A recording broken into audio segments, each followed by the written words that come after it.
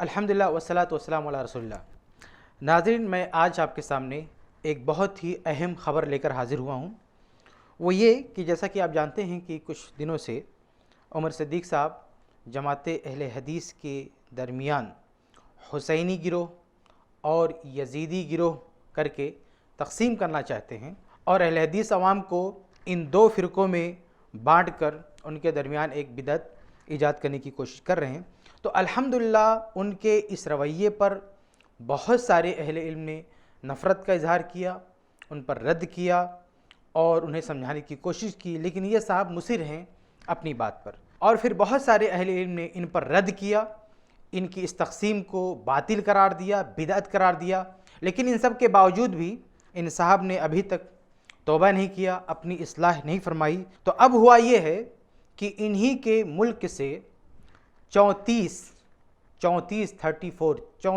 अहले इल्म, 34 उलमाए कराम ने मुत्तफ़क़ा फ़तवा सादिर फरमाया है कि जो लोग भी हुसैनी और यज़ीदी के नाम से गिरोहबंदी करने पर तुले हुए हैं और जमात अहले हदीस को बाँट रहे हैं या इस उम्मत को बाँट रहे हैं इन दो नामों के ज़रिए, हुसैनी और यज़ीदी, वो गुमराह हैं, बल्कि इसे बिदअत करार दिया है कि ये तक़सीम बिदअत है।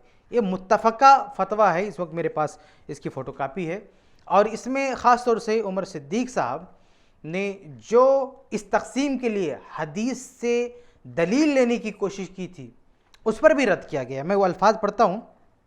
ये फ़तवा बहुत सारे लोगों ने नशर किया है, आप कहीं से भी इसको डाउनलोड कर सकते हैं, मेरे पेज पर या मेरी वेबसाइट पर भी जाकर आप इसे डाउनलोड कर सकते हैं। इसके सफ़ा नंबर 5 पर है कि बाज़ करम फरमाओं ने, यानी उमर सिद्दीक़ साहब की तरफ इशारा है कि बाज़ करम फरमाओं ने इस हदीस से, यानी वो हदीस जिसमें अल्लाह के नबी सल्लल्लाहु अलैहि वसल्लम ने कहा कि अना मिन हुसैन, तो इसमें लिखा है कि बाज़ करम फरमाओं ने इस हदीस से सतही और गैर इल्मी इस्तेदलाल करते हुए मन पसंद हुसैनी निस्बत को जहाँ अपने लिए कशीद किया, वहाँ हदीस की तहरीफ़ मानवी करते हुए रसूलुल्लाह सल्लल्लाहु अलैहि वसल्लम को भी हुसैनी करार दिया। तो देखिए यहाँ पे लिखा हुआ है साफ कि इन्होंने हदीस के माना मफ़हूम में तोड़ फोड़ करके उसमें तहरीफ़ मानवी का इर्तिकाब किया है। तो अल्हम्दुलिल्लाह इतने सारे अहले इल्म ने इनके इस तर्ज़ अमल से बरात का इज़हार कर दिया है, इनके इस मौक़िफ़ के ख़िलाफ़ और इनकी इस दावत के ख़िलाफ़ और इनकी इस तक़सीम के ख़िलाफ़ मुत्तफ़क़ा फ़तवा सादिर फरमा दिया है। इसलिए अब उमर सिद्दीक़ साहब अपनी इस्लाह करें या ना करें, लेकिन जो अहले हदीस नौजवान हैं, जो आवाम हैं, उनको समझ आना चाहिए कि सच्चाई क्या है और सबको बिलख़ुसूस नौजवान और आवाम उन्हें फ़िक्र करनी चाहिए कि कहीं ये साहब इन्हें गुमराही की राह पर ना डाल दें।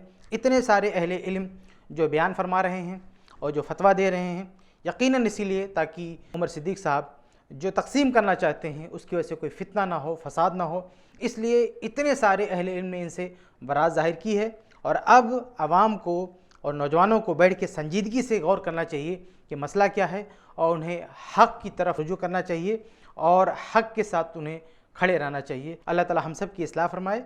आमीन या रब्बल आलमीन।